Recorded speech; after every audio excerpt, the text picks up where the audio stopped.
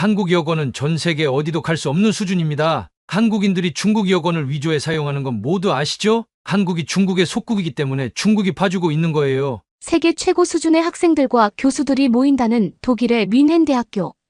그런데 이런 뮌헨 대학교의 다국적 학생 강의실에서 한 중국 박사가 한국 여권을 강의 화면에 띄워놓고 외국인 학생들을 향해 알 수 없는 분노를 쏟아내고 있습니다. 과연 이곳 뮌헨 강의실에서는 대체 무슨 일이 있었던 것일까요? 감동 시작 애청자 여러분, 영상 시작 전 좋아요와 불우이웃을 위해 끝까지 시청 부탁드립니다. 안녕하세요. 저는 독일인 출신의 추베나라고 합니다. 현재 뮌헨 대학교에서 경영학을 전공하고 있는 저는 약 3년 전부터 뮌헨 대학교에서 특별 프로그램으로 진행하는 한국어 강의에 참여할 정도로 평소 한국 여행을 꽤 즐기며 관심이 많던 학생이었는데요. 사실 뮌헨 대학교에서 직접 특별 프로그램을 통해 다양한 나라의 언어를 알려주는 시스템은 예전부터 존재하고는 있었으나 한글과 관련된 강의는 선착순으로 모든 인원 모집이 끝날 정도로 최근 엄청난 인기를 끌고 있고, 이는 최근 폭발적으로 증가하고 있는 한국으로의 유학이나 취업을 원하는 뮌헨 학생들이 많아짐에 따라 자연적으로 생긴 놀라운 현상이죠. 그래서 그런지 제가 전공하고 있는 경영학과 학생들뿐만 아니라 저의 친구들까지 잠시 대학 과정을 휴학하고 한국으로 1년 정도 장기 유학을 떠나는 문화가 생기기도 했고, 저 또한 자연스럽게 한국과 독일을 왔다 갔다 하며 점점 한국의 놀라운 선진국 문화에 빠져들기 시작했습니다. 그런데 얼마 전 저는 다른 학과 친구에게 굉장히 이상한 제안을 받게 되었는데요. 뮌헨에서 국제관계학을 전공하던 친구는 얼마 전 새로운 부임 교수로 중국인 교수가 오게 되었는데, 그 중국인 교수가 제대로 된 국제관계학 수업을 진행하기는커녕 뜬금없이 한국의 여권을 보여주며 해당 여권을 들고 다니면 전 세계 공항에서 체포를 당한다는 말과 함께 절대 한국으로 유학이나 여행을 가지 말라는 이상한 강의를 진행하고 있다고 하더군요. 그러면서 친구는 자신은 한국에 대해 아직 잘 모르니 자기 대신 저보고 수업에 참석해 중국인 교수의 기괴한 강의를 강의실 현장에서 오류를 짚어내고 참교육을 해달라며 다소 무리한 제안을 했습니다. 사실 외부 교수는 출석을 거의 확인하지 않기에 해당 부분에서는 어려움이 없었고, 결국 저는 약 일주일 정도 고민 후 친구를 대신해 국제관계학 강의에 참석했죠. 그런데 강의실에 들어가자마자 중국인 교수는 역시나 강의 화면에 한국 여권을 보여주기 시작하더니 친구의 예상대로 굉장히 이상한 주장을 하기 시작했는데요. 이곳 강의실에 있는 국제관계학과 학생들은 아마 한국이라는 나라를 통해 많은 것을 얻을 수 있을 것입니다. 물론 몇몇 학생들은 제가 한국에 대해 좋은 얘기를 하는 것이 아닐까라고 생각하겠지만, 그건 한국을 전혀 모르는 지식 없는 교수들의 의견이죠. 여러분은 해외여행을 가는 과정을 통해 아마도 여권을 사용했던 기억이 다들 한 번쯤은 있을 것입니다. 그리고 여권은 해당 국가의 단순한 등급을 나타내는 것은 물론 그 나라의 국가 브랜드 파워가 어느 정도로 신뢰 있고 강한지 그대로 보여주는 매우 단순한 정보 지표 중 하나이기도 하죠. 혹시 이곳의 학생들은 최근까지도 많은 미디어 매체나 친구들을 통해 한국이 선진국이고 그 나라에서 취업을 해야 된다는 뚱딴지 같은 소리를 듣지 않았나요? 안타깝지만 지금 한국은 그 어떤 나라도 범접할 수 없는 매우 안타까운 후진국의 표본이라고 할 수 있습니다. 그런데 놀랍게도 지금 이러한 한국의 어두운 실체를 대다수의 학생들이 거의 모르고 있더군요. 저는 바로 이러한 문제점을 지금 한국 여권을 통해 그대로 증명하려고 합니다. 만약 한국의 여권을 가지고 있는 한국인이 독일로 입국하게 된다면 어떤 일이 발생할까요? 한국이 정말 선진국이고 세계 외교 순위에서 어느 정도 힘이 있다면 입국하는 것에는 아무런 지장이 없을 것입니다. 하지만 놀랍게도 지금 한국인들은 독일로 입국하려면 공항에서 봉사 청소를 5시간 정도 해야 되거나 독일인 입국 담당자에게 뒷돈을 찔러 넣어야 무사 통과를 할 수 있죠. 제 말이 거짓말인 것 같다면 나중에 시간을 내서 독일의 대표 공항으로 가서 한국인들의 입국 심사를 한번 지켜보세요. 그들이 비행기에서 제일 빨리 내리려는 이유도 바로 이러한 이유 중 하나입니다.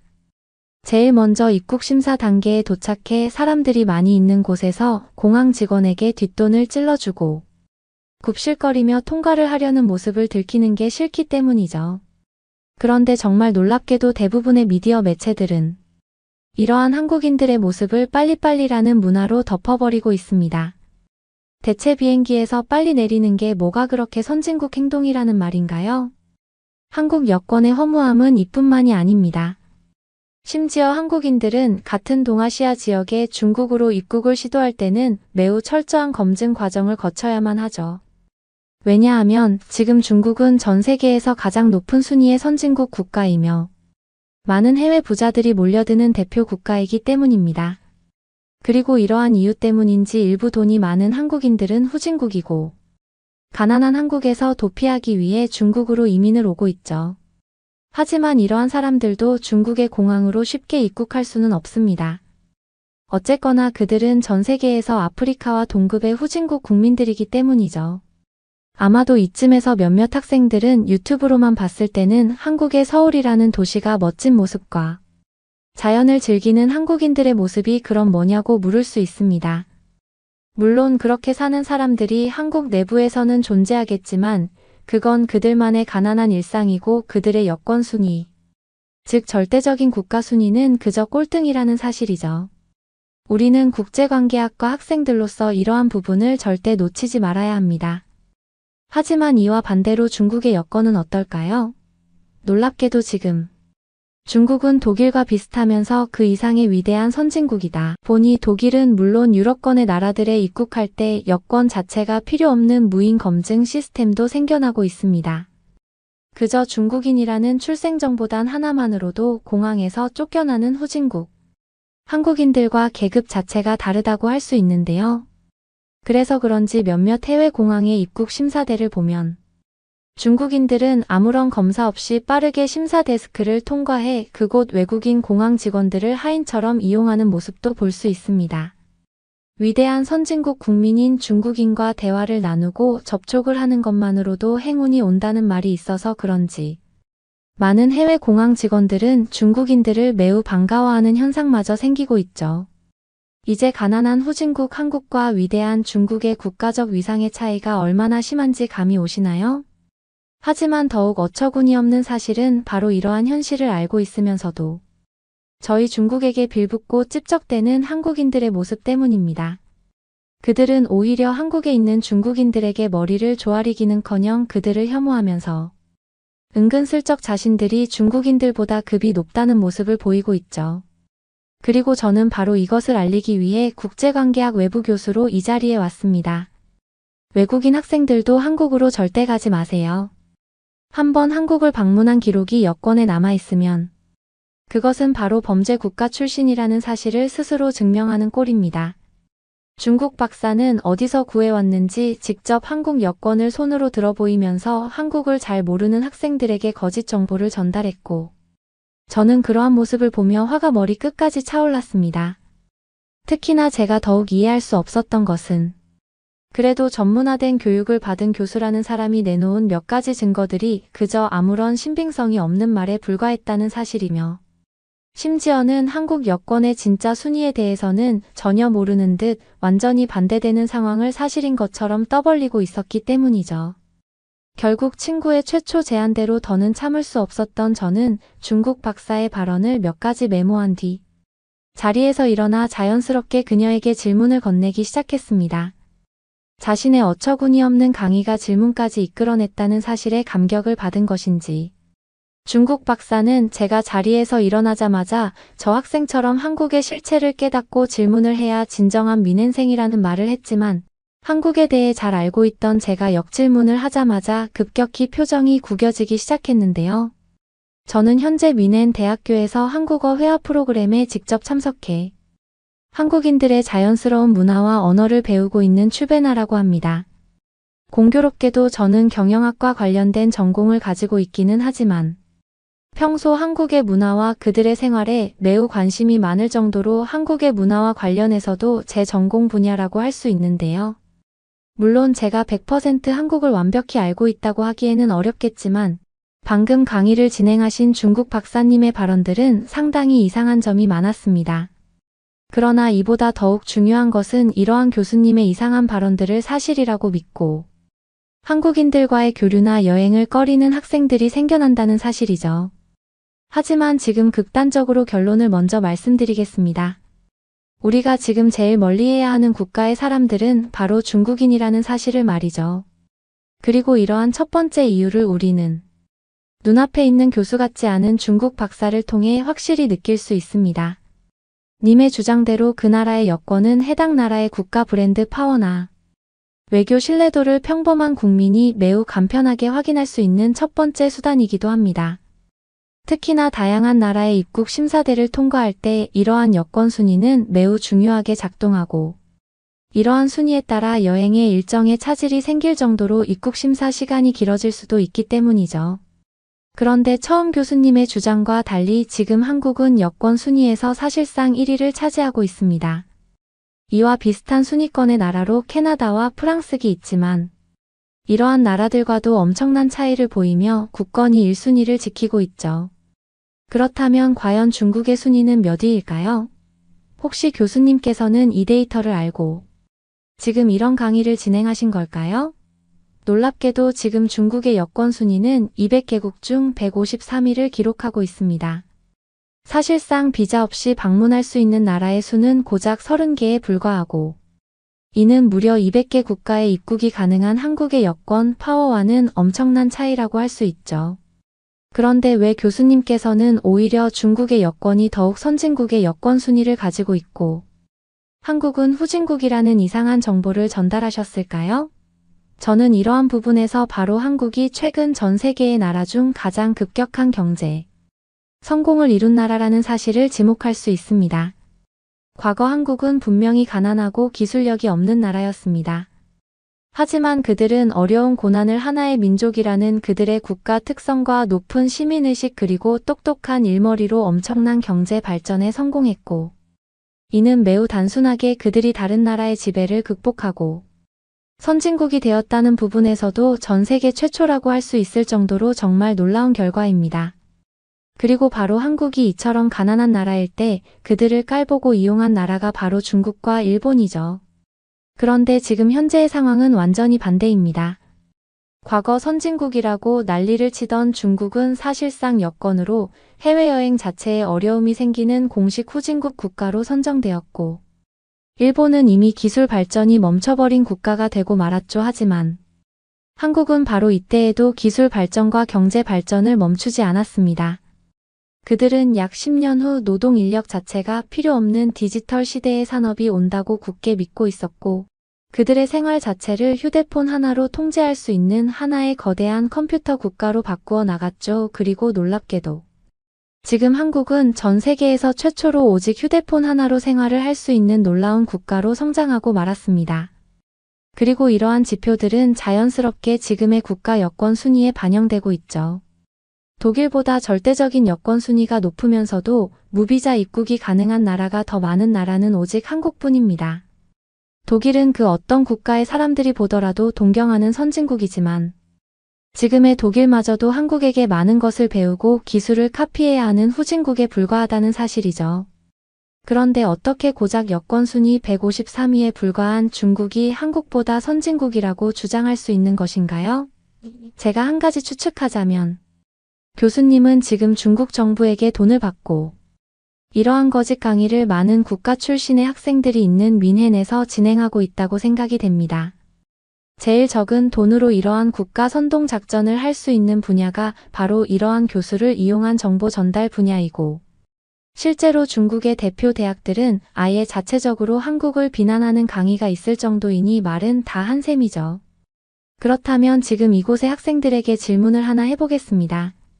지금 제 말을 듣고 한국의 여권 순위를 확인한 학생들 중 중국에게 호감이 있는 학생들이 있나요? 있다면 손을 한번 들어주시기 바랍니다. 제 말이 끝나고도 한참이 지났지만 강의실에 있는 학생들은 단 한 명도 손을 들지 않았고, 오히려 강단에 있던 중국 박사에게 왜 여권 순위를 조작하면서까지 이러한 어처구니 없는 강의를 진행한 것이냐며 야유 소리가 쏟아지기 시작했습니다. 저로서는 어느 정도 예상한 강의실 분위기였고, 실제로 뮌헨생 학생들은 자신들이 중국 박사에게 속았다는 사실을 알아차리자마자 어떻게 저런 인간이 교수가 될 수 있냐면서 중국은 노숙자도 교수를 시켜주는 나라냐며 웃지 못할 농담을 하기도 했어요. 그리고 강의실의 분위기가 완전히 바뀌었다는 사실을 인지한 저는 이번에는 다른 질문을 던지며 중국 박사를 압박하기로 했습니다. 중국은 이제 이곳 강의실의 학생들에게만큼은 완벽한 비호감 국가가 되고 말았네요. 물론 이곳의 학생들이 아니더라도 중국은 여권 순위 120위에 불과한 범죄 국가이기에 큰 상관은 없지만 말이죠. 그렇다면 질문을 한번 바꿔보도록 하겠습니다. 이곳에서 이미 한국을 알고 있었거나 지금 한국에 대한 새로운 호감이 생겨 그곳으로 유학을 가고 싶은 학생들이 있을까요? 놀랍게도 제 말이 끝나기도 전에 강의실에 수많은 학생들은 손을 들었고 심지어 몇몇 학생들은 이미 저 중국 박사의 말이 전부 거짓말이라는 사실을 알고는 있었지만 중국인과의 논쟁 상황 자체가 피곤하기에 그저 상황을 지켜보고 민헨 인권센터에 신고를 넣었다는 학생들도 있었습니다. 그리고 역시나 강의실 학생들 대부분이 손을 들자 중국 박사는 몸까지 부들부들 떨며 자신의 앞에 있던 테이블을 두드리는 기이한 행동을 보이기 시작했어요. 심지어 중국 박사는 제가 발언을 이어나가려던 순간 자기 제 마이크를 끄고는 자신의 무선 마이크를 연결해 또다시 충격적인 반박을 쏟아내더군요. 학생의 주장대로 제가 잠시 착오가 있었습니다. 여권 순위는 순위를 제가 잘못 확인했다는 사실을 어느 정도 인정할게요. 하지만 그런다고 후진국 한국이 갑자기 중국을 앞지를 수 있을까요? 저는 여기에 다른 증거를 첨부하겠습니다. 여기서 한국을 경험했던 학생들이 있을까요? 놀랍게도 한국은 아직 가전제품을 살 수 있는 매장조차 없는 나라예요. 그리고 이러한 지표는 그 나라의 경제력 수준을 알 수 있는 매우 중요한 정보가 됩니다. 당연히 학생의 주장대로 한국이 경제적으로 부유한 선진국이라면 대다수의 한국인들은 비싼 가전제품, 즉 세탁기나 냉장고를 사용하고 있기 때문이죠. 하지만 지금 한국은 냉장고에 채워넣을 물건조차 사지 못하는 한심한 나라입니다. 여권 순위는 그저 한국인들이 착해서 높을 수 있습니다. 그래서 중국의 순위가 낮을 수도 있어요. 중국인들은 태어날 때부터 부유하고 위대한 국가에서 태어났기에 어느 정도 뻔뻔하게 살아왔고 이러한 중국의 고유 문화를 모르는 여권 집계 기관들이 중국을 저평가했던 것 같습니다. 즉 여권 순위로는 그 나라의 모든 상황을 올바르게 알 수 없다는 말이죠. 하지만 아까 저희 주장대로 중국은 가전제품 시장마저 한국과는 비교되지 않습니다. 중국인들이 대부분 부유한 상황에 있다 보니 세탁기나 냉장고는 물론 한국인들은 비싸서 사용하지도 못하는 청소기마저 집에 하나씩은 갖추고 있죠. 지금 한국은 청소기는커녕 돈이 없어 집에서 나무 빗자루를 이용해서 청소를 하니까 말이죠. 이게 바로 한국의 저렴한 현실입니다. 그저 한국을 잘 모르는 일부 교수나 당신 같은 학생의 주장대로 한국이 너무 고평가되어 있으니까요. 세상에 그 어떤 나라가 부유한 국가인데도 불구하고 나무 빗자루를 이용해 집을 청소할까요? 중국인들은 그 시간에 최첨단 무선 청소기를 구매해서 편리하게 청소를 하고 있는데 말이죠. 이게 바로 제가 중국이 한국보다 선진국이라고 주장한 또 다른 이유입니다. 그래서 그런지 지금 한국으로 여행을 가보면 잠깐 머무를 숙소에서마저 냉장고가 없는 기괴한 문화를 접할 수 있어요. 그래서 한국은 여름에 여행을 가면 시원한 물조차 먹기 힘든 나라입니다.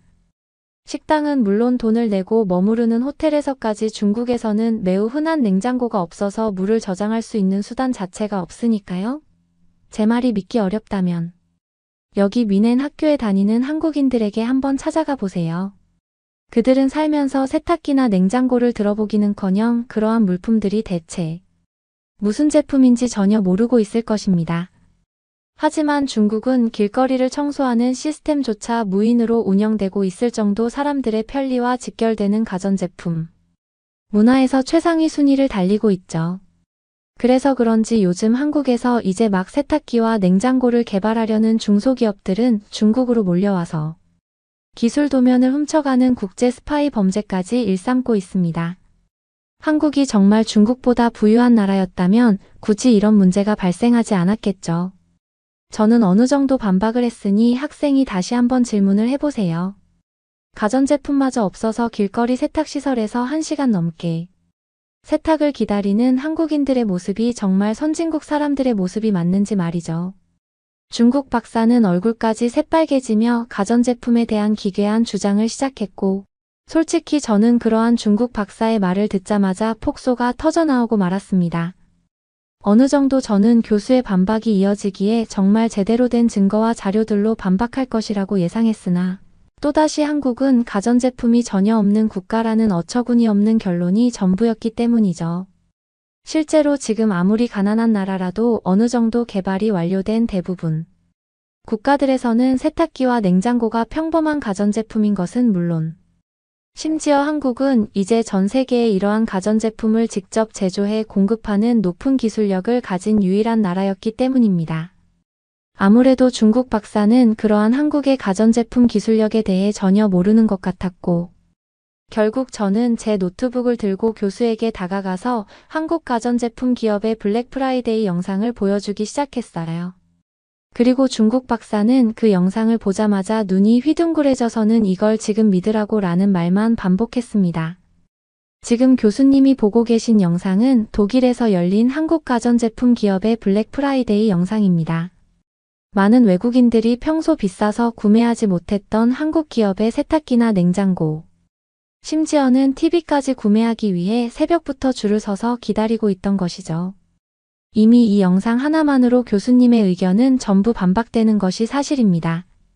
그리고 놀랍게도 한국에서는 이처럼 세탁기와 냉장고 같은 가전제품이 하나의 일상품처럼 여겨지고 있을 정도로 그들에게는 너무나 평범한 가전제품이죠. 심지어 지금 한국에서는 옷을 자동으로 다려주는 스타일러라는 새로운 형태의 가전제품도 큰 인기를 끌고 있습니다. 아마 여기 있는 학생들도 단 한 번도 들어보지 못했을 것인데요. 그만큼 한국인들은 이미 경제적으로 어느 정도 부유한 나머지 자신들의 생활을 계속해서 편리하게 만들어주는 가전제품을 쉽게 구매하고 소비하는 단계에까지 올라섰습니다. 그리고 아까 청소기에 대해서 말씀하셨는데, 안타깝지만 지금 한국은 대부분의 가정집에서 로봇 청소기를 사용하고 있습니다. 그들은 직장을 출근하며 로봇 청소기를 가동시키고 청소에 아무런 시간을 쏟지 않아요. 그렇게 해도 직접 청소기를 들고 다니며 허리까지 아픈 중국인들보다 더욱 깨끗한 집을 상태를 유지하고 있죠. 이제 한국과 중국의 경제력 차이에 대해 완벽히 인지하시겠나요? 아마도 한국을 한 번도 경험하지 못해서 자꾸 그런 이상한 주장을 하시는 것 같은데, 시간이 되면 한국 가전제품 기업의 건조기를 구매해보세요. 한국인들은 이제 빨래까지 자동으로 기계가 말려주는 삶을 살고 있으니까요. 가난한 중국인인 교수님은 단 한 번도 건조기를 사용해보지 못했잖아요.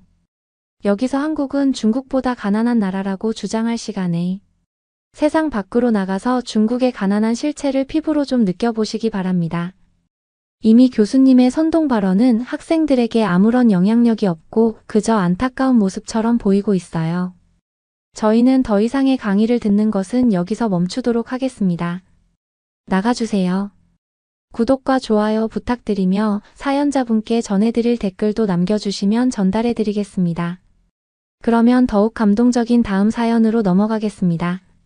한국은 제설 작업을 하는데 포크레인을 쓰네? 어떻게든 눈을 해결하겠다는 의지 좀 봐. 한국 2024 강원 청소년 올림픽에 견학을 온 학생들이 한국의 제설 작업을 보면서 감탄을 하고 있는데요.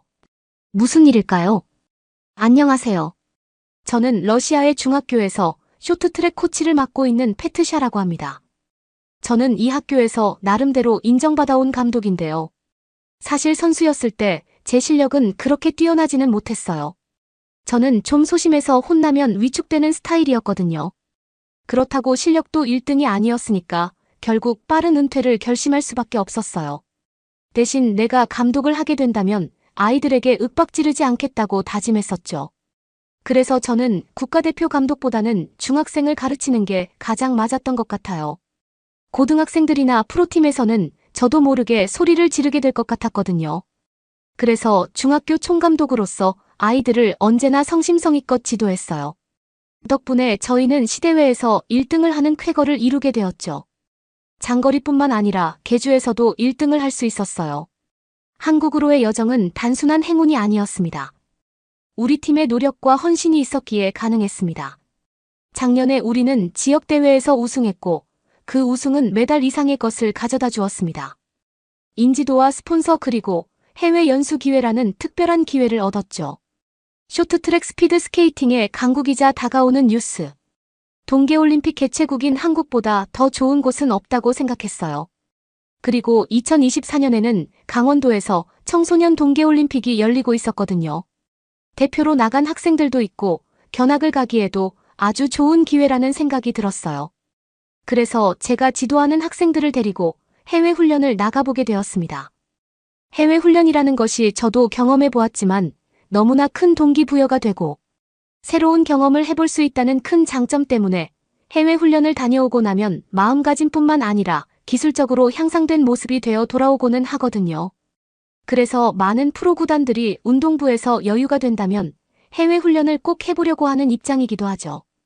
그런 좋은 기회를 예상까지 받아 진행하게 되었으니 더할 나위 없이 좋은 기회를 맞이한 것이죠. 팀원들과 함께 저녁 모임을 할 때면 빠지지 않고 등장하는 대화 주제가 바로 한국 쇼트트랙 스피드 스케이팅 팀이었습니다. 호기심과 동경으로 가득 찬 학생들은 종종 그들의 놀라운 업적에 대한 이야기를 꺼냈습니다. 어떻게 항상 메달을 따나요? 비결이 뭔가요? 경외심과 열망이 뒤섞인 이 질문들은 작은 서클에 울려 퍼졌습니다. 저도 그들의 호기심을 공유했습니다. 한국 대표팀이 빙판 위에서 보여준 꾸준한 성공은 쇼트트랙계에서 전설적인 일이었습니다. 한국 스케이터들은 가장 격렬한 경기에서도 우아하고 전략적으로 미끄러질 수 있는 타고난 능력을 가진 것처럼 보였습니다. 저는 그들의 훈련 방법과 정신을 이해하면 운동 능력뿐만 아니라 개인적인 성장에도 귀중한 통찰력을 얻을 수 있을 것이라고 생각했습니다. 해외 훈련 계획이나 집행에 대해서 도움을 주겠다며 은근슬쩍 공짜 해외여행을 가보려고 하던 다른 선생님들이 많았어요. 이 기회에 한국에 가보고 싶은 사람들이 너무 많았죠. 그리고 이건 학교 차원에서도 좋은 일이었어요. 왜냐하면 저희 쇼트트랙부가 한국으로 해외 훈련까지 가는 부서라는 게 소문이 나면 아이들이 쇼트트랙을 더 하고 싶어 할 테니까요. 일종의 홍보이기도 했어요. 많은 학생들이 들어오라는 홍보요 계획을 짜는데 한국의 모든 것들이 이미 인터넷에 나와 있었어요. 그리고 메일이나 전화번호까지 다 친절하게 나와 있었죠. 미리 계획을 짜기가 정말 편했어요. 바가지를 당할 일이 없다고 생각했죠. 온라인에서 제공되는 풍부한 정보 덕분에 한국 여행 계획은 놀라울 정도로 순조로웠습니다. 연락처, 이메일, 전화번호, 교육시설, 숙박시설, 방문할 문화유적지 등 필요한 모든 정보를 손쉽게 찾을 수 있었습니다. 이러한 접근성은 번거로운 여행 안내 책자와 불확실한 예약에 시달리던 시절과는 극명한 대조를 이뤘습니다. 마치 한국 땅을 밟기 전부터 한국이 우리를 환영하는 것 같았습니다. 비행기는 번화한 허브 공항인 인천에 착륙했고 효율성과 현대성으로 우리를 즉시 사로잡았습니다. 공항 밖으로 나오자 팀원들의 눈빛에서 저와 같은 간절함을 느낄 수 있었습니다. 우리는 한국에 도착했습니다. 인천공항에서 강릉까지 직행하는 리무진 버스가 있다는 사실을 발견하고는 경외감과 감사함을 느꼈습니다. 고국에서는 주요 공항과 소도시를 이렇게 원활하게 연결하는 교통편이 없었거든요. 유럽 어느 국가를 가도 지방까지 교통편을 제공하는 곳은 없었어요. 다들 일단 시내에 나간 뒤에 시내에서 버스나 기차를 이용해야 하는 시스템이었죠. 그런데 인천공항의 경우에는 강릉뿐만 아니라 울산, 광주, 부산까지 가는 모든 교통편이 있었어요. 이러한 편리함은 접근성과 효율성에 대한 한국의 노력을 증명하는 것이었고 저는 너무 좋다고 생각했어요. 심지어 저희 학생들이 수가 좀 많았는데 미리 예약을 할 수 있어서 다 같이 앉을 수가 있었어요.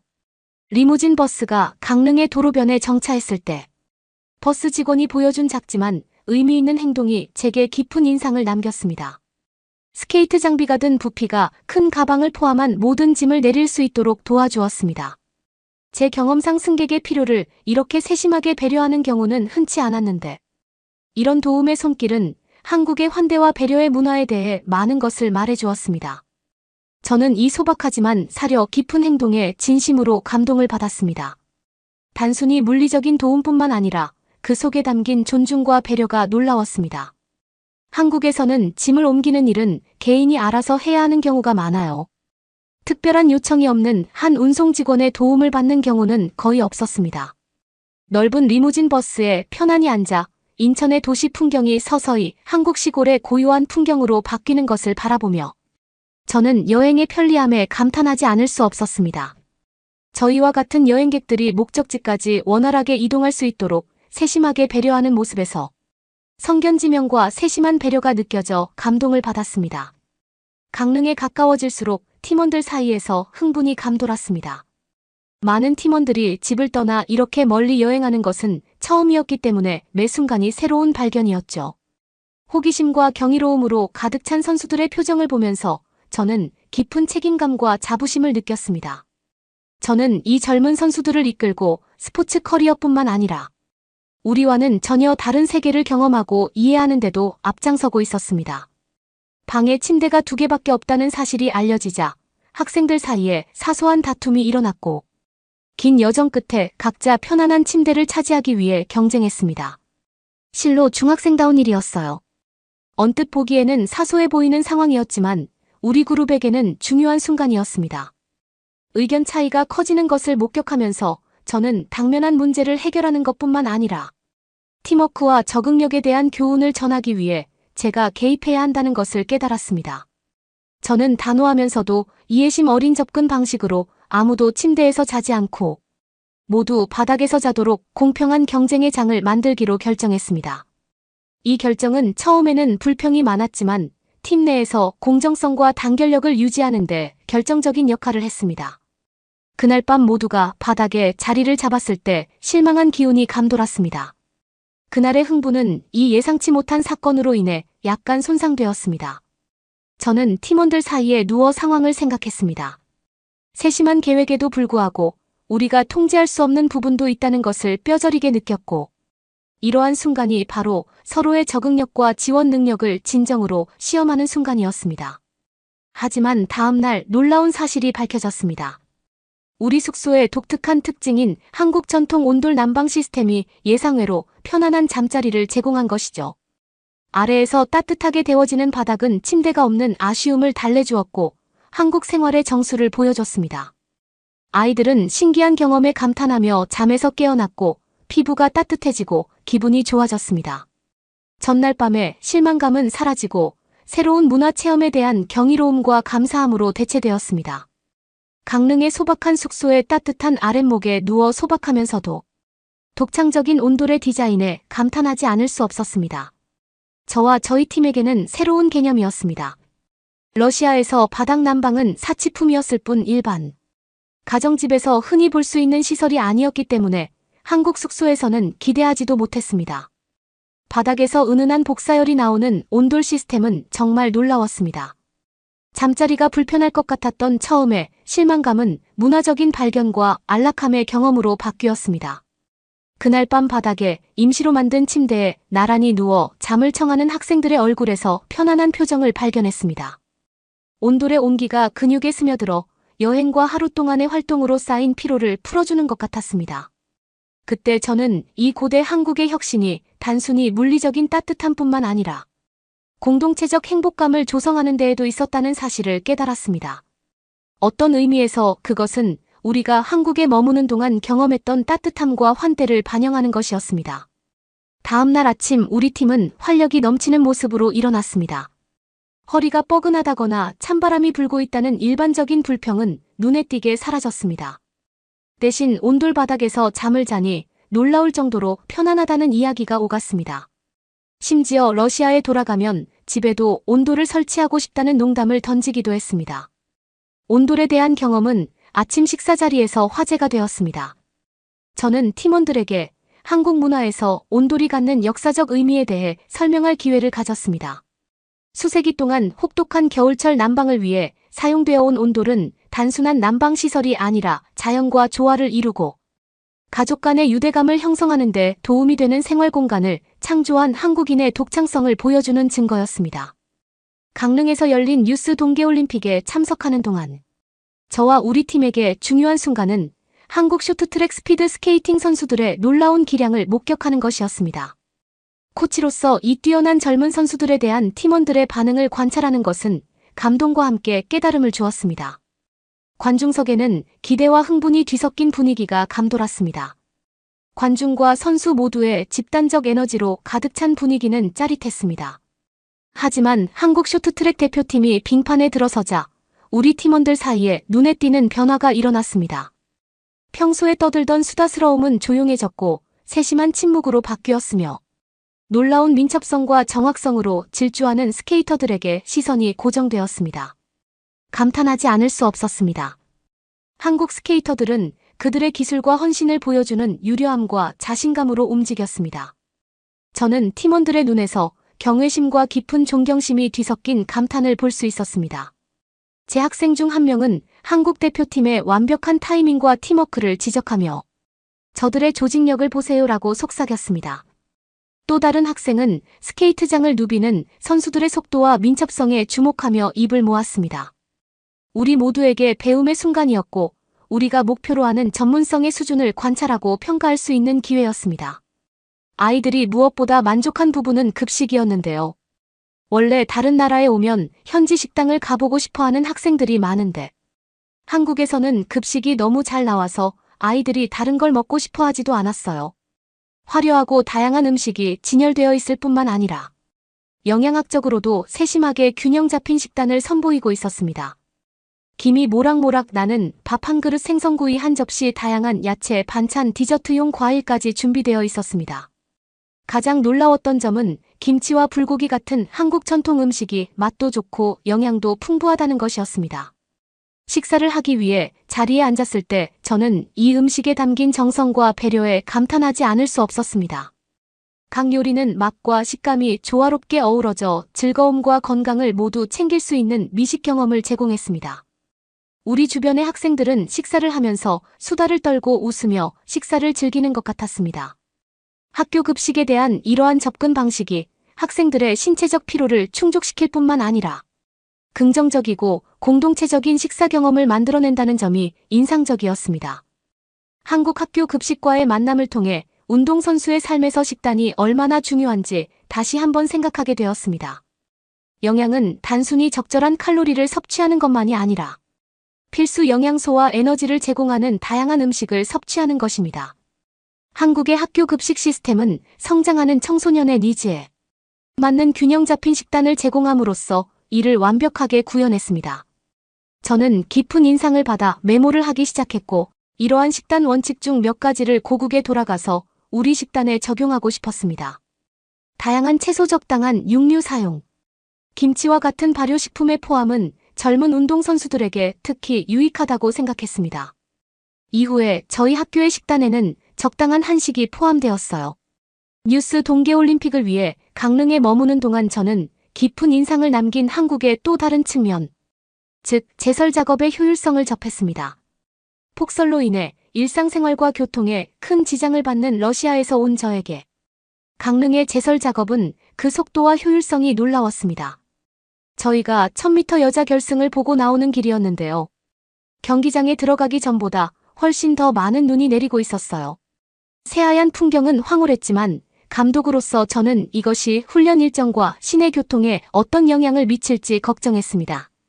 러시아에서는 이런 폭설로 인해 훈련이 크게 지연되거나 취소될 수 있었거든요.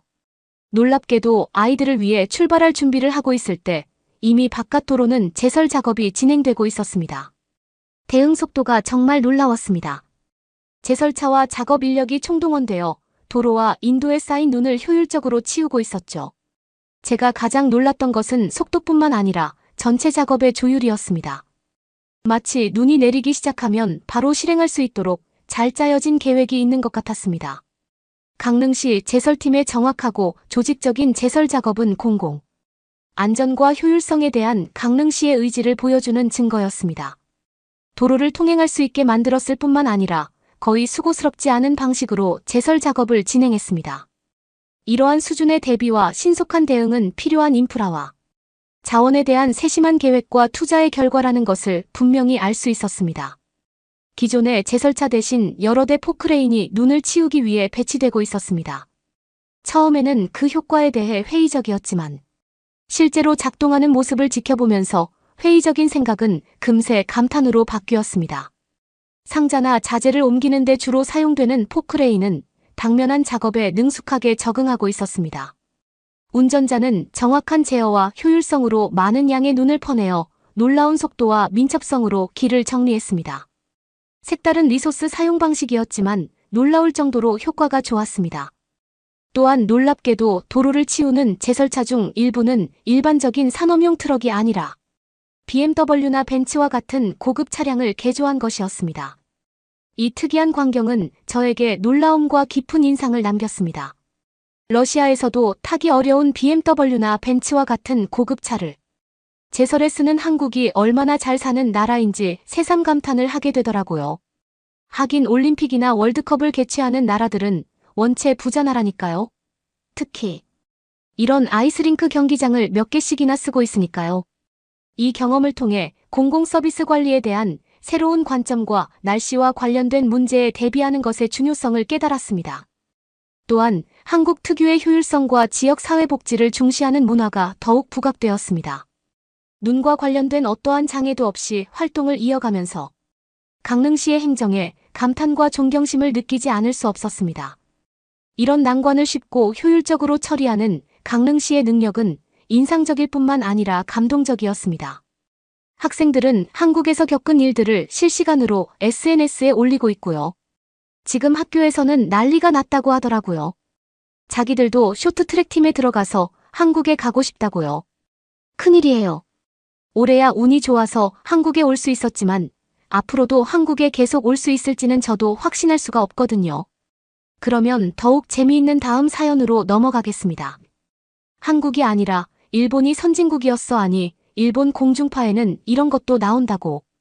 여기 일본에 간 부부가 TV를 보며 충격을 받습니다. 바로 일본 공중파에서 나오는 이 동영상 때문인데요. 도대체 무슨 동영상인지 알아봅시다. 안녕하세요. 저는 한국에 살고 있는 중국 출신 딸 하나 달린 워킹맘 란웨이입니다. 중국은 예전부터 한국을 극도로 싫어하는데요. 일명 혐한이라고들 하죠. 저뿐만 아니라 가족, 친구 등 거의 모든 사람들이 그렇게 생각합니다. 왜냐하면 아무래도 한국이 마지막까지 중국과 교류하는 나라였다가 결국 외교를 끊어버려서 그런 것도 있거든요. 그래서 저희는 한국을 배신자 나라라고 부르죠. 하지만 그 이유가 다가 아닌데요. 그건 나중에 알려드릴게요. 아무튼 또 한국인들은 자기들 내 나라를 헬조선이라고 부르면서 싫어하는 경향이 있다면서요. 역시 한국은 사람 살 데가 아니라고 생각하죠. 또 뉴스들이 많이 나오는데요. 가장 인기가 있는 건 역시 한국을 까는 거나 경제 부문 쪽이죠. 그리고 소문은 더 심해집니다. 대부분 한국에는 쓰레기통과 화장실이 없어서 길거리에서 변을 보는 사람들도 있고 밤이 되면 바퀴벌레들이 많이 출몰해서 돌아다닐 수가 없다는 등. 그리고 한국의 유명한 가전제품인 LG나 삼성은 폭발 가능성이 있으니 중국의 샤오미를 쓰라는 얘기도 있었죠. 가족과의 대화에서 한국은 종종 비웃음과 함께 언급되었습니다. 동맹이 바뀌는 격동에 시대를 살아오신 부모님의 의견은 확고했습니다. 한국 우리를 등진 그 나라 제 부모님께선 분노와 실망이 섞인 목소리로 말씀하셨죠. 하지만 한국의 글로벌 문화 영향력, 특히 K-팝과 한국 드라마의 확산을 보면서 질투와 열등감이 저변에 깔려 있었습니다. 늘 저희가 더 잘났다고 생각하지만 세계적으로 찬사를 받는 한국을 보니 우리를 추월했다와 같은 비슷한 심지가 굳어지며 시기를 할 수밖에 없죠. 그러나 저조차도 거부할 수 없는 한국 대중문화의 매력이 있었죠. 저는 남몰래 K-팝 노래와 드라마를 즐겼고 그 생동감과 스토리텔링에 매료되기도 했어요. 그러나 저는 한국을 남들과 같이 여전히 싫어했고 그 속에서 충돌하며 저조차도 몰래 한국을 즐기게 했죠. 감정과 민족적 자부심이 상충하는 이 시기에 우리 가족은 전환점을 맞이했습니다. 중국 경제는 외교적 고립의 영향을 받아 어려움을 겪고 있었습니다. 한때 번창하는 산업에서 자랑스러운 노동자였던 남편은 일자리를 잃었습니다. 우리가 당연하게 여겼던 경제적 안정이 발밑에서 무너지고 있었습니다. 그때 우리는 결단을 내렸습니다. 멀리서나마 동경하던 일본으로 이주하기로 했죠. 저희 부부가 늘 동경하던 일본으로 가게 된 것이에요. 꿈의 나라 일본에 도착했을 때 저는 설렘과 걱정이 뒤섞인 감정을 느꼈던 기억이 납니다. 멀리서 동경하던 일본이 이제 우리의 새로운 터전이 되었으니까요. 또 일본에는 공기 중에서 만연하게 한국을 싫어하는 냄새가 났거든요. 그래서 사상도 비슷하니 잘 살 수 있겠다 싶었죠. 하지만 새로운 생활에 적응해 가면서 꿈에 그리던 이 나라의 초창기 빛이 바래기 시작했고 우리가 예상했던 것과는 전혀 다른 현실이 드러나기 시작했습니다. 일본에서의 생활은 우리의 회복력을 시험하는 매일의 도전이었어요. 저희가 일본을 선진국이라고 부르던 가장 큰 이유 중 하나는 바로 일본의 복지 때문이었는데요. 일본은 한국과는 다르게 교통비와 야칭 즉 원룸 월세까지 포함해서 월급을 준다는 거였죠. 그러나 실상은 아무리 그렇게 준다고 한들 한국의 월급보다 적은 것이었어요. 심지어는 일본의 교통비는 한국의 2배 정도였고 생활비는 부족할 수밖에 없었죠. 게다가 저희가 집을 고를 수 있는 게 아니라 그냥 기업이 정해주는 집으로 갈 수밖에 없었는데요. 저는 교토에서 소아통역사로 일할 수 있는 일자리를 찾았는데요. 문제는 지원받은 집이 교토와는 1시간 거리인 외딴 곳에 있다는 거였어요. 그리고 지원받은 곳이니 상태는 뭐 두말하면 입 아프죠. 그리고 일본은 오히려 주유수당이나 식비를 지원해주지 않아서 그런 부분에서 돈이 술술 빠져나갔습니다. 또 일본의 다른 중국 엄마들과 이야기를 나눈 적도 있습니다만 그들 중 많은 사람들이 저처럼 큰 희망을 품고 일본으로 이주했습니다. 하지만 일본 생활의 현실은 그들의 기운을 꺾었습니다. 그들은 높은 생활비와 워킹맘에 대한 지원 부족으로 인한 어려움에 대해 이야기했습니다. 그리고 일본 출신 엄마들은 제가 중국인이라는 이유로 친해지려고 하지조차 않더라고요. 또 대기업에 다니던 어느 엄마는 아직까지도 월급이 200만 원이었습니다. 아니 아직까지도가 아니에요. 일본에서 그 정도는 높은 거니까요. 그런데 그거 아세요? 그 정도는 한국의 중소기업 월급 정도일 뿐이라는 것을요. 그리고 일본에서의 일상을 보내면서 한국과 비교하지 않을 수 없었습니다. 한국에 대한 뿌리 깊은 편견에도 불구하고 새로운 시각으로 차이점을 보기 시작했습니다. 한국에 있는 친구들은 일본 대기업이 한국 중소기업 월급 정도라는 것과 200을 받더라도 생활하기엔 넉넉하다는 것을요. 그리고 그들은 가족을 위한 좋은 한국 복지도 얘기해줬는데 이민자인 저로서는 한없이 부러울 수밖에 없죠. 한국에 대해 품고 있던 경멸이 서서히 사그라들고 있었어요. 일본에 대한 제 인식의 전환점이 되었습니다. 문화와 발전으로 동경하던 일본이 이제는 무시당하고 저평가된 나라로 느껴졌습니다. 제 일상은 육체적으로 뿐만 아니라 감정적으로도 힘든 시간이었습니다. 긴 근무시간 높은 생활비 중국에 대한 인식 부족이 저를 무겁게 짓눌렀습니다. 중국의 안락함을 그리워하는 제 자신을 발견했고 이전에는 무시했던 한국도 다른 시각으로 바라보기 시작했습니다. 또 일본 대기업에서 3년 동안 근무했던 아는 엄마의 경험담도 이와 비슷하더라고요. 3년 동안 근무했는데도 퇴직금을 100만 원밖에 주지 않았다네요. 일본은 월급은 꼬박꼬박 주지만 생활하기엔 턱없이 적었고 또 교통비도 너무 비싸잖아요. 무엇보다 퇴직금이나 주유수당 같은 개념이 적었다는 점이에요. 그래도 완전 다 별로였냐고요. 물론 처음 일본으로 이주했을 때 일본의 느릿느릿함에 반했죠. 여유로워 보였고 느긋해 보였으니까요. 중국의 번잡함과는 극명하게 대비되는 평화로운 느낌이 들었죠. 하지만 몇 주가 지나면서 이 느림의 미학은 솔직히 말해서 저를 놀라게 하는 방식으로 드러나기 시작했습니다. 예를 들어 지역 관공서에서 서류를 발급받아야 하는 날이 있었습니다. 저는 1~2시간 정도면 끝날 거라 예상하고 직장한테 오늘 점심 전까지는 갈 거라고 미리 얘기를 해놓았는데 2시간이 지나고 12시가 다 되어도 되지가 않더라고요. 무엇보다 그 과정은 매우 꼼꼼했습니다. 모든 양식을 수기로 작성하고 2번 확인한 다음 개인 도장을 찍어야 했습니다. 세세한 부분까지 신경 써서 그러냐고요. 안요 처리 방식이 꽤나 느리고 비효율적이었어요. 마침내 문서를 받았을 때는 하루가 거의 끝나고 있었습니다. 믿을 수가 없었어요. 결국 저는 그날 점심때 가지를 못했고 그냥 하루를 연차를 냈었습니다. 또 다른 기억에 남는 에피소드는 중국에 있는 가족에게 송금해야 했을 때입니다. 금요일 오후에 저녁까지 처리될 것으로 예상하고 송금을 했어요. 하지만 그때는 일본에서는 주말에 은행 시스템이 운영되지 않는다는 것이었습니다. 월요일 오후가 되어서야 돈이 입금되었습니다. 급하게 돈이 필요했던 터라 이 지연으로 인해 본국으로 돌아가자마자 큰 소동이 벌어졌습니다. 한국에선 빨리 끝났을 텐데 일본의 상황이 얼마나 다른지를 극명하게 보여준 사건이었죠. 하지만 여유로운 속도로 움직이는 관공서와 은행 시스템만이 아니었습니다. 현대적인 편리함을 받아들이는 것을 꺼리는 것도 저를 놀라게 한 또 다른 측면이었습니다. 요즘 나라는 대부분 신용카드나 온라인 은행을 사용하잖아요. 하지만 일본에서는 많은 곳에서는 아직도 카드를 쓰지 않더라고요. 처음으로 현지 식료품점에서 카드를 사용하려고 했는데 정중하지만 단호하게 안 됩니다. 라는 대답을 들었을 때 저는 당황했습니다. 백화점에서도 간간히 카드는 못한다는 제약도 있더라고요. 제게 편한 것보다 더 많은 현금을 들고 다녀야 했고 분실이나 소매치기를 당할까봐 계속 걱정해야 했습니다. 일본이 전통적인 방식을 고수하는 가장 놀라운 예는 아마도 팩스기를 계속 사용하는 것이었을 것입니다. 이메일이 대세인 시대 팩스기가 일본인들의 일상생활에 얼마나 필수적인 역할을 하고 있는지는 거의 비현실적이었습니다. 상사가 고객에게 문서를 팩스로 보내달라고 부탁했던 기억이 납니다.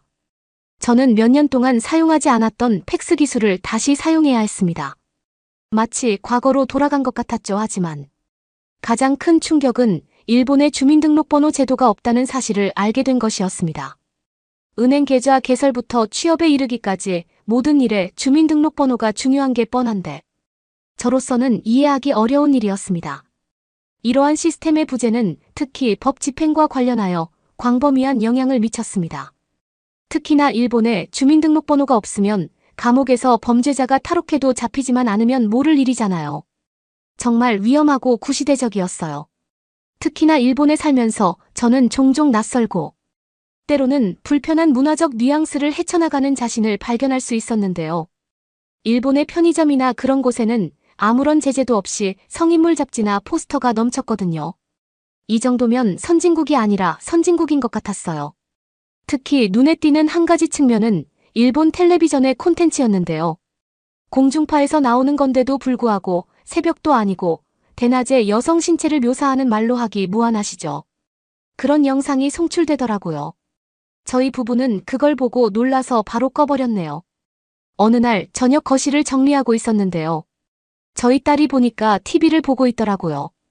저는 어린 나이부터 일본 때문에 부적절한 것에 노출될까봐 딸이 걱정되어서 깜짝 놀란 저는 서둘러 TV를 끌 준비를 하고 딸에게 부적절한 것을 보고 있다고 꾸짖었습니다. 하지만 리모컨을 들고 자세히 살펴보니 제가 상황을 잘못 이해하고 있었다는 것을 깨달았습니다. 제가 생각했던 일본 프로그램이 아니라 슈퍼맨이 돌아왔다라는 한국 프로그램이었기 때문입니다. 저는 잠시 멈춰서서 화면을 지켜보았습니다. 연예인과 그 자녀들이 출연하여 그들의 일상과 부모와 자식 간의 애틋한 유대감을 보여주는 프로그램이었죠. 제가 일본 TV에서 보았던 다른 콘텐츠와는 완전히 대조적으로 따뜻하고 교육적이었습니다. 방송에 몰두하던 아들이 저를 향해 신이 나서 엄마 이것 봐, 너무 재밌어요. 우리 한국 가도 돼요. 어디 사는지 보고 싶어요. 저는 쇼의 내용뿐만 아니라 딸의 반응에 놀랐습니다. 부정적으로만 생각했던 한국에 대한 관심은 제 호기심을 자극했습니다. 그날 저녁 딸이 슈퍼맨이 돌아왔다를 계속 시청하는 동안 저는 화면에서 펼쳐지는 이야기에 빠져들고 있는 제 자신을 발견했습니다. 이 프로그램은 기쁨과 도전, 무조건적인 사랑 등 육아의 일상적인 순간을 묘사했습니다. 가족의 가치와 함께 시간을 보내는 소박한 즐거움에 초점을 맞춘 프로그램을 보는 것은 신선한 충격이었습니다. 그 후 몇 주 동안 슈퍼맨이 돌아왔다를 보는 것이 저희 가족의 일상이 되었습니다.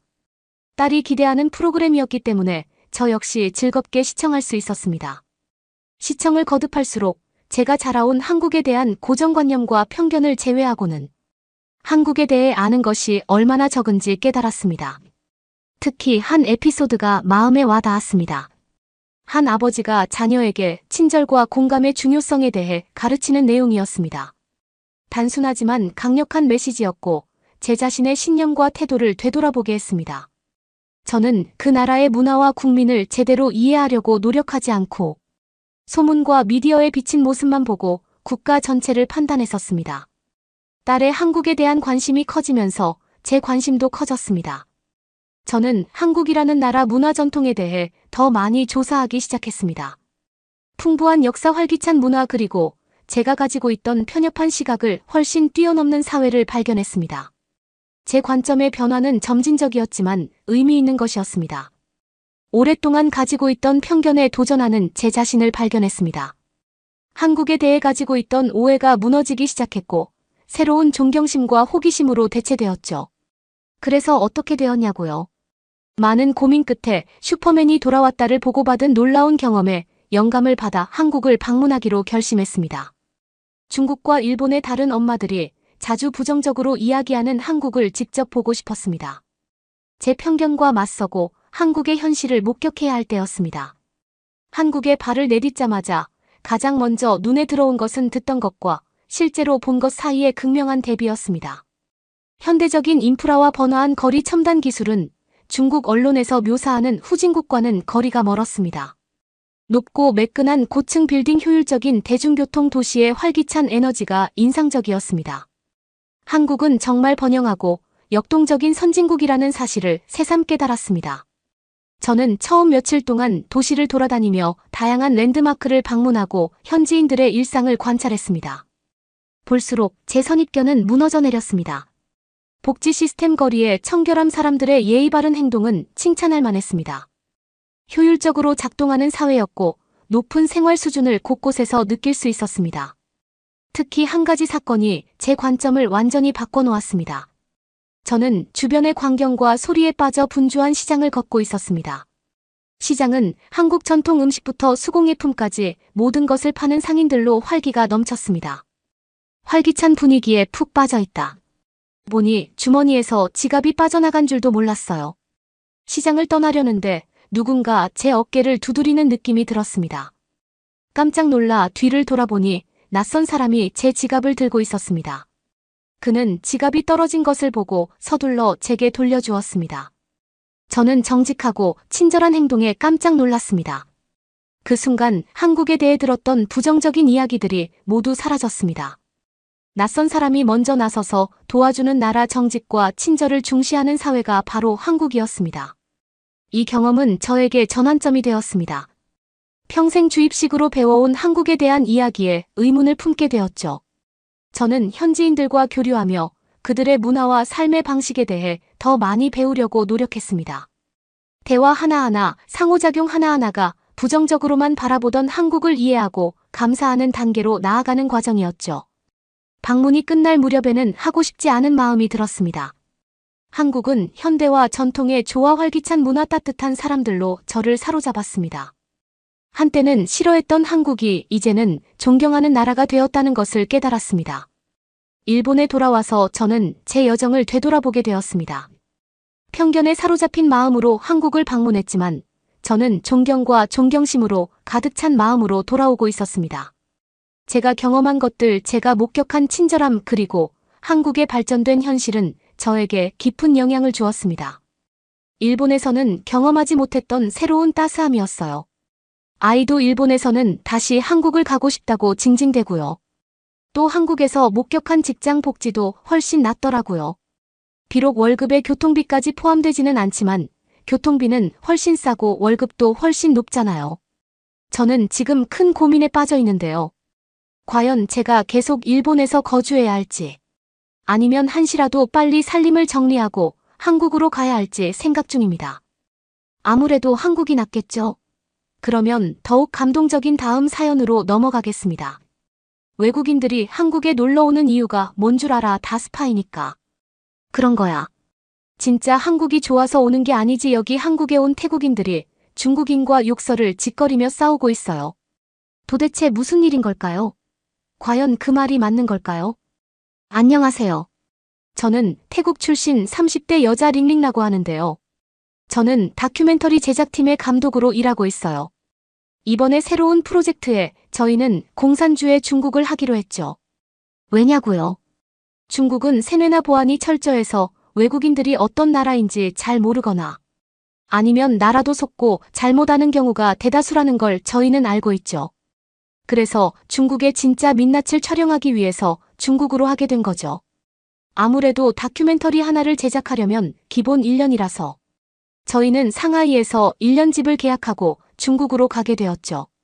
중국에서의 첫날은 정신없는 나날이었어요. 첫 번째 충격은 호텔에 체크인할 때였어요.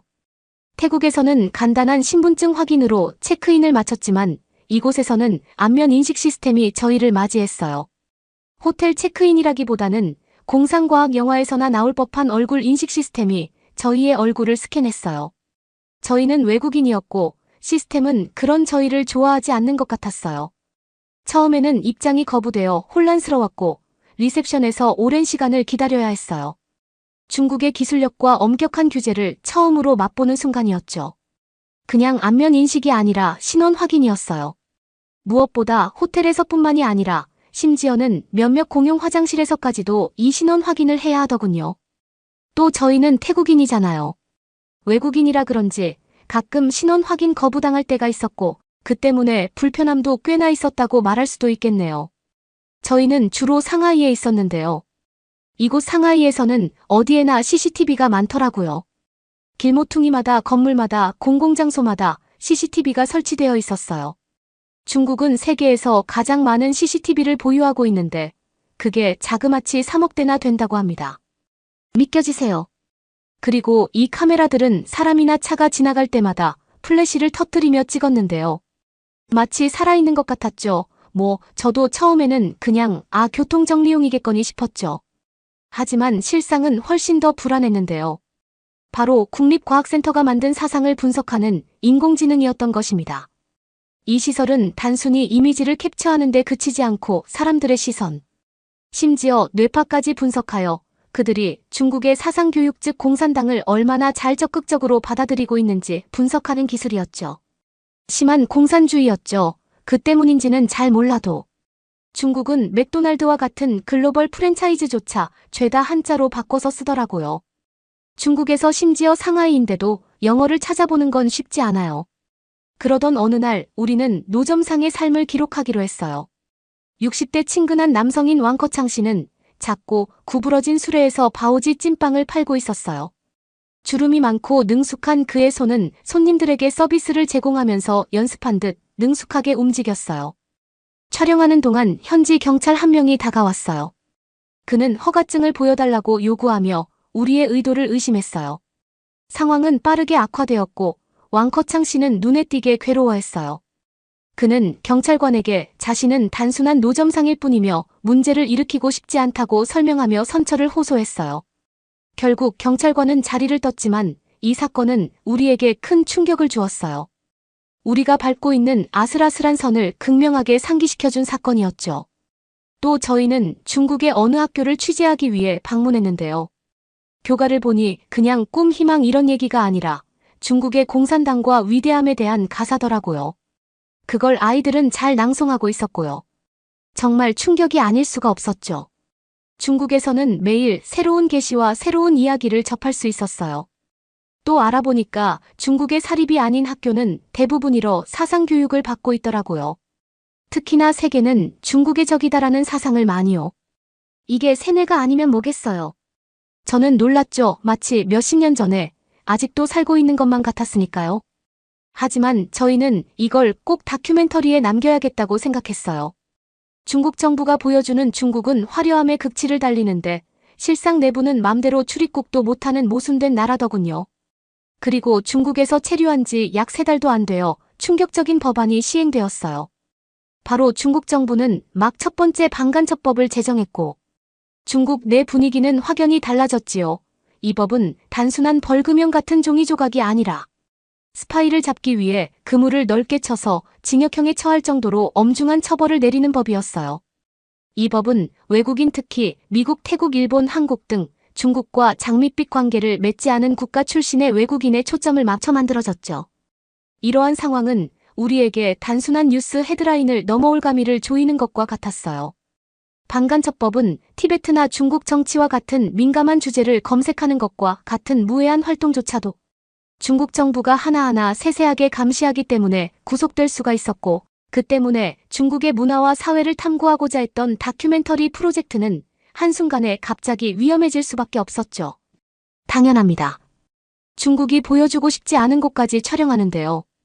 인터넷을 클릭할 때마다 길거리에서 인터뷰를 할 때마다 위험한 기운이 감돌았어요. 현지인들로부터 들은 이야기는 점점 더 어두운 톤으로 변해갔어요. 현지 상점 주인인 장 씨를 인터뷰했을 때가 생생하게 기억납니다. 그는 간첩 혐의로 체포되어 무려 10년형을 선고받은 50대 일본인에 대해서 들려주었는데요. 그 사람은 그저 간병인으로 일하고 있었다는군요. 중국의 반간첩법 규정은 좀 모호했어요. 시위하는 곳에 가기만 해도 간첩으로 간주될 수도 있었고 중국 정부에 대해서 검색만 해도 간첩으로 간주되니까 말이죠. 그건 첩보 소설 속 이야기가 아니라 바로 여기 중국 한복판에서 벌어지고 있는 일이었어요. 일을 계속하는 동안 두려움은 늘 함께할 수밖에 없었는데요. 다큐멘터리 프로젝트로 인해 구금될 수 있다는 가능성이 없는 게 아니잖아요. 바람만 불면 바뀌는 법으로 인해 옳고 그름의 경계가 모호한 나라에서 우리가 그 선을 넘고 있는지 어떻게 알 수 있겠어요. 다큐멘터리 제작에 필요한 정보를 수집해야 했지만 그러기엔 중국 정부가 감시할 수 있는 인터넷은 위험했죠.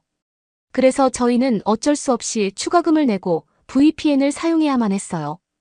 이건 저희같이 다큐멘터리를 만드는 사람뿐만이 아니라 상하이에 사는 사람 중 절반은 사용할걸요. VPN은 중국의 디지털 장벽 밖에 세계로 통하는 비밀 창구였지만 동시에 우리 등의 표적을 그리는 것처럼 느껴지기도 했어요. 로그인할 때마다 감시당하고 있다는 느낌. 어딘가에 우리 이름이 적힌 붉은 깃발이 올라가고 있다는 느낌을 떨쳐버릴 수 없었어요. 만약 들키면 더 큰 형벌에 처할 테니까요. 활기와 색채로 가득했던 중국의 거리에는 이제 불안한 기류가 흐르고 있는 것 같았어요. 사람들은 어깨 너머로 경계하는 눈빛을 보내며 서둘러 생업에 종사했어요. 대화는 조용했고 미소는 다소 억지로 지어졌어요. 마치 나라 전체가 숨을 죽이고 다른 신발이 떨어지기를 기다리는 것 같았어요. 또 한 가지 특별한 사건이 기억에 남네요. 지역 주민들의 일상을 담아내기 위해 공원에서 촬영을 하고 있었어요. 한 무리의 노인들이 태극권 수련을 하고 있더라고요. 분명 고요하고 아무런 문제가 될 없는 장면이었지만 3명의 경찰관이 다가오면서 분위기는 산산조각이 났어요. 그들은 저희에게 허가증을 보여달라고 요구하며 우리의 의도를 의심하더라고요. 그때까지 유지했던 침착한 태도는 서류를 더듬으며 우리 프로젝트를 설명하는 과정에서 흔들렸어요. 경찰관들은 우리를 풀어주었지만 우리가 촬영한 내용에 대해 조심하라는 경고를 하고 떠나더군요. 우리가 단순한 다큐멘터리 제작사가 아니라 마치 촬영하면 안 될 것을 촬영하는 기분이었다니까요. 그리고 나중에 또 알게 된 건데. 이런 반간첩법으로 인해서 저희 같은 많은 외국인들이 중국을 떠났고 혹은 오려던 외국인들이 안 가게 되었다는 사실이었죠. 당연해요. 간첩으로 간주되면 물론 무기징역도 있지만 혹은 출국을 못하게 하는 처벌도 있더라고요. 이해가 잘 안 돼요. 무엇보다도 중국에서 반간첩법이 시행되고 몇 개월 즈음부터 외국인이라는 이유로 눈에 띄는 차별을 받았어요. 저는 중국의 택시 앱 디디를 이용해서 택시를 콜한 적이 있어요. 그런데 분명 도착했지만 운전기사가 제 억양을 듣자마자 태도가 돌변했어요. 그는 말도 안 되는 변명을 중얼거리며 저희 팀을 태우기를 거부하더라고요. 결국 택시기사님은 저희를 태우지 않고 환불만 해주고는 떠나더라고요. 외국인이라서 거절한 듯 싶었죠. 기분 탓이냐고요? 아니요. 이런 일이 한두 번이 아니니까요. 이러한 고립감은 비단 택시에만 국한된 것이 아니었어요. 한 오피스 빌딩에서 있었던 사건이 기억납니다. 저는 사람들에게 둘러싸여 엘리베이터를 기다리고 있었어요. 그런데 문이 열리고 사람들이 저를 보고 머뭇거렸어요. 호기심과 경계심 사이에서 갈등하는 듯 시선이 제 얼굴에 닿았다가 멀어졌어요. 그들은 외국인과 엘리베이터를 같이 타기보다는 다음 엘리베이터를 기다리기로 하고 뒤로 물러났어요. 엘리베이터에 홀로 서서 그들의 경계하는 얼굴로 문이 닫히는 것을 지켜보면서 저는 타자화되는 느낌을 강하게 받았어요. 간첩방지법은 우리가 하는 모든 일에 긴 그림자를 드리웠어요. 평화로운 소규모 시위에 참석했던 어느 날을 기억합니다. 번지르르한 안내 책자에서는 볼 수 없는 중국의 한 단면을 포착할 수 있는 흔치 않은 기회였어요. 저희 팀원과 저는 카메라를 셔터를 누르며 생생한 감정과 플래카드 결연한 표정을 포착했어요. 하지만 잠시 후 안전한 임시 숙소로 돌아오자 두려움이 엄습했어요. 당국이 이 사진을 본다면 어떻게 되는 거지? 간첩의 증거로 간주할까 그저 제의를 했을 뿐인데 구금될 수 있다는 생각에 온몸이 마비되었어요. 저는 강력한 이야기를 담고 있지만 우리를 위험에 빠뜨릴 수도 있는 사진을 삭제하는 어려운 결정을 내려야 했어요. 진실의 한 조각을 지우는 것 같아서 마음이 무거웠어요. 이러한 법의 영향과 그로 인한 차별은 단지 외부적인 것만이 아니었어요. 우리 팀의 역학관계에도 영향을 미치기 시작했어요. 우리는 더욱 조심스러워졌고 대화는 만약의 경우와 조심해야 한다로 가득 찼어요. 모든 계획은 창의적인 장점뿐만 아니라 우리를 공경에 빠뜨릴 수 있는 가능성도 면밀히 검토했어요. 우리는 저널리즘의 진실성과 우리가 처한 상황에 현실 사이에서 균형을 맞추기 위해 살얼음판을 걷는 심정으로 노력했어요. 중국 정부는 우리가 인터뷰한 사람들과의 교류에도 영향을 미쳤어요. 많은 사람들이 카메라 앞에서 말하는 것을 주저했고 말을 할 때면 긴장한 듯 눈을 반짝였어요. 한 인터뷰 대상자인 어린 학생은 공원의 한적한 구석진 곳에서만 인터뷰에 응했어요. 중국의 미래에 대한 자신의 희망을 이야기하는 그녀의 목소리는 낮았고 눈빛은 초조했어요. 그녀가 두려워하는 것은 우리가 아니라 항상 듣고 있다고 믿는 보이지 않는 귀라는 것이 분명했어요. 단순한 친절조차도 의심의 눈초리로 바라보았어요. 어느 날 한 친절한 노인이 길을 잃고 헤매는 저를 보고 길을 알려주었어요. 우리가 이야기를 나누고 있는데 경찰이 다가와 질문을 하기 시작했어요. 그 남자의 친절한 태도는 사라지고 두려움으로 바뀌었어요. 그는 재빨리 자리를 떴고 저는 경찰관에게 제 존재를 설명할 수밖에 없었어요. 작은 사건이었지만 사람들의 행동을 지배하는 공포의 본질이 얼마나 만연해 있는지에 대해 깊은 인상을 남겼어요. 중국에 온 지 5개월째 되던 날 당국이 저희를 감시한다는 느낌이 조금 더 강해지더라고요. 물론 평소에도 경찰의 의심을 많이 사긴 했지만 이젠 더 이상 다큐멘터리를 정상적으로 진행할 수는 없을 것 같다는 판단을 했어요. 중국 정부의 철통 같은 통제는 구석구석 조용한 속삭임 경계하는 눈빛에서 느껴졌어요. 분명 민낯을 낱낱이 포착하겠다고 했지만 실상은 중국법의 세뇌가 되지 않은 저희조차도 두려워서 아무것도 할 수가 없었죠. 결국 더 이상 버티기에는 위험이 너무 컸고 무거운 마음으로 철수라는 어려운 결정을 내렸어요. 비좁은 상하이 사무실에 앉아 대충 상자를 포장하고 있었을 때였어요. 그래도 반 정도의 분량이 완성되었는데 이대로 버리기에는 손해가 너무 막심했고 이런 적은 단 한 번도 없었어요. 그래서 아무래도 중국을 철수하고 다른 나라로 대체를 해야겠다라고 생각했죠. 저희는 고민하다가 빌리라는 제 팀원 중 한 명이 대한민국을 가보자는 겁니다. 같은 아시아국이니깐 너무 멀지도 않고 대조도 가능하겠다 싶었죠. 저희는 곧이어 만장일치로 한국으로 가기로 한 결정은 마치 신선한 공기를 마신 것 같았어요. 우리 모두는 중국의 억압적인 분위기를 뒤로하고 떠나고 싶었어요. 마치 흑백의 세계에서 컬러로 가득한 세계로 들어서는 것과 같았어요. 서울에 도착한 순간부터 극명한 차이를 느끼며 활력을 되찾았어요. 서울 거리에는 활기와 생동감이 넘쳤고 중국에서 익숙해져 있던 우울하고 감시로 가득한 길과는 극명한 대조를 이루었어요.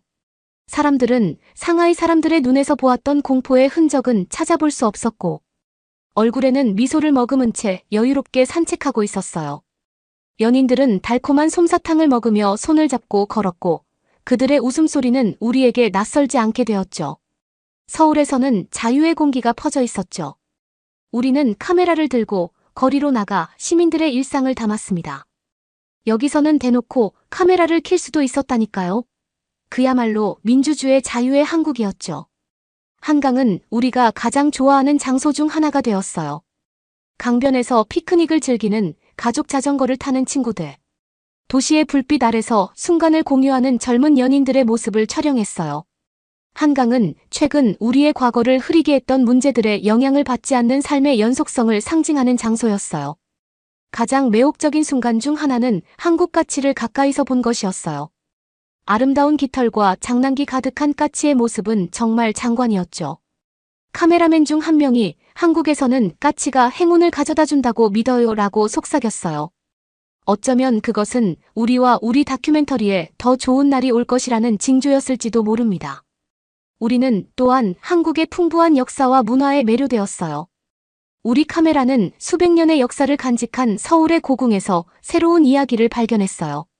조선 왕조와 전통 한복 그리고 한국 서예, 예술에 대해 배웠어요. 매일매일 문화 역사 아름다움에 대한 새로운 교훈을 얻었어요. 음식은 우리 경험의 중요한 부분이 되었어요. 지글지글 구운 고기부터 든든한 비빔밥 한 그릇까지 한국 음식을 마음껏 먹었어요. 김치 고추장 된장의 풍미에 우리의 미각은 춤을 추었어요. 우리는 이러한 요리 체험을 촬영하며 음식뿐만 아니라 음식을 함께 나누는 사람들의 기쁨과 공동체의 모습을 담았어요. 하루가 몇 주가 몇 달이 지나면서 한국이 고향처럼 느껴지기 시작했어요. 현지인들의 미소와 친절은 중국에 있을 때 그리워했던 인류의 따뜻함을 끊임없이 상기시켜 주었어요.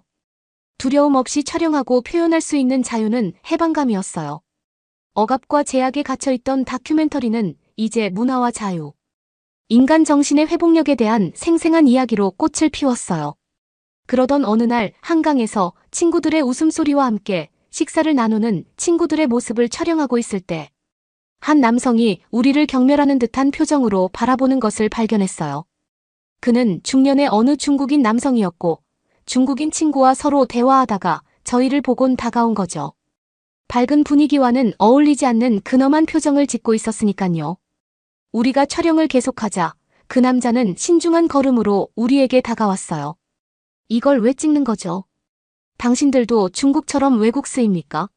그는 대립적인 어조로 물었어요. 의심에 가득 찬 그의 비난은 공중에 떠다니며 유쾌한 장면을 더럽혔어요. 저희는 깜짝 놀랐어요. 아니요, 저희는 스파이가 아닙니다. 우리는 다큐멘터리 영화 제작자입니다. 저는 목소리를 차분하게 유지하려고 노력하며 설명했어요. 우리는 한국 일상의 아름다움을 포착하고 있어요. 그는 비웃었지요. 외국인들은 항상 목적이 있어요. 외국인들이 중국을 좋아해서 오는 줄 아세요. 스파이라서 오는 것뿐이잖아요. 한국도 그런 거예요.